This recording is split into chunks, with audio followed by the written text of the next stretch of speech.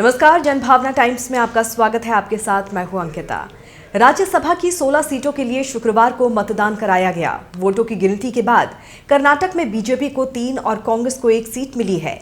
राजस्थान में कांग्रेस ने 3 और बीजेपी ने 1 सीट जीती।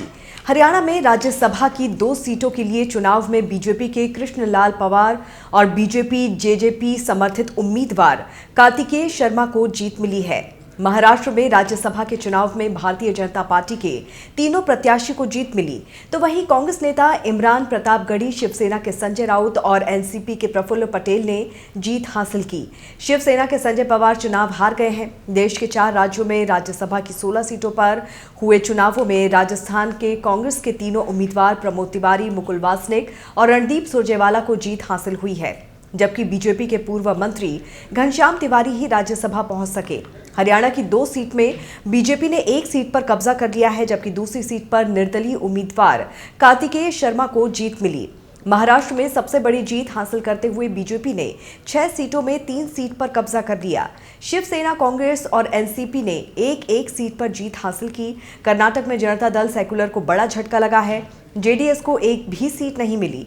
बीजेपी को 3 और कांग्रेस को 1 सीट मिली है। इससे पहले राज्यसभा चुनाव को लेकर दिन भर चली गहमागहमी के बाद शुक्रवार शाम के दौरान महाराष्ट्र और हरियाणा में वोटों की गिनती रोक दी गई थी। वहीं राजस्थान में राज्यसभा की 4 सीटों के लिए हुए चुनाव में कांग्रेस ने 3 सीटों पर जीत दर्ज की है। इस चुनाव में निर्दलीय उम्मीदवार सुभाष चंद्रा चुनाव हार गए। रणदीप सुरजेवाला को राज्यसभा चुनाव में 43 वोट मिले, जबकि मुकुल वासनिक को 42 वोट। वासनिक के खाते का 1 वोट रिजेक्ट हुआ है। बीजेपी के घनश्याम तिवारी को 43 वोट मिले, जबकि प्रमोद तिवारी को 41 वोट मिले। वहीं निर्दलीय उम्मीदवार सुभाष चंद्रा के खाते में महज 30 वोट आए। चुनावों में 3 सीटों पर जीत के बाद कांग्रेस खेमे में खुशी की लहर है। हरियाणा में राज्यसभा की 2 सीटों के लिए हुए चुनाव में बीजेपी के कृष्णलाल पंवार और निर्दलीय उम्मीदवार कार्तिकेय शर्मा को जीत मिली है। वहीं कांग्रेस के अजय माकन को चुनाव में हार का सामना करना पड़ा। बताया जा रहा है कि महज 1 वोट से अजय माकन की हार हो गई।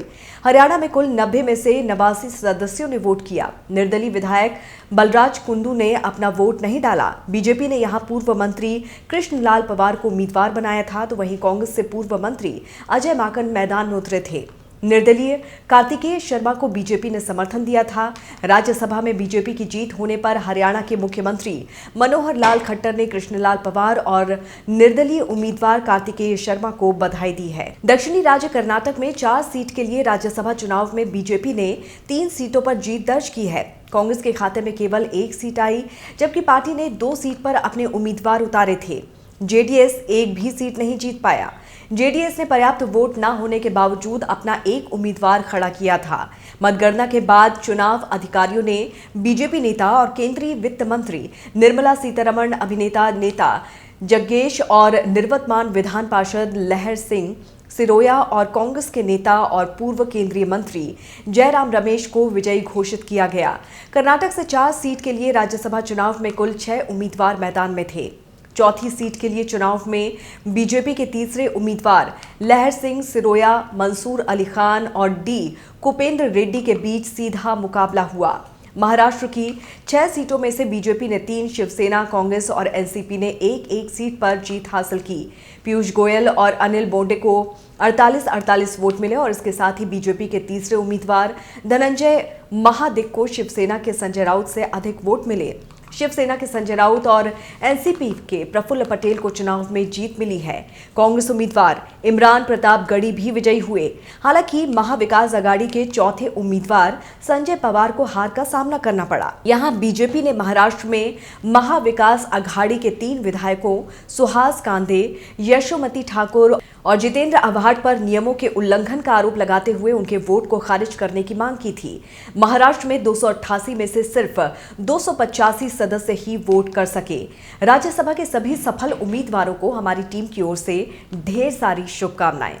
खबरों को विस्तार से जानने के लिए आप हमारी वेबसाइट www.thejbt.com को लॉग इन कर सकते हैं। देश और दुनिया की बाकी खबरों के लिए आप देखते रहिए जनभावना टाइम्स।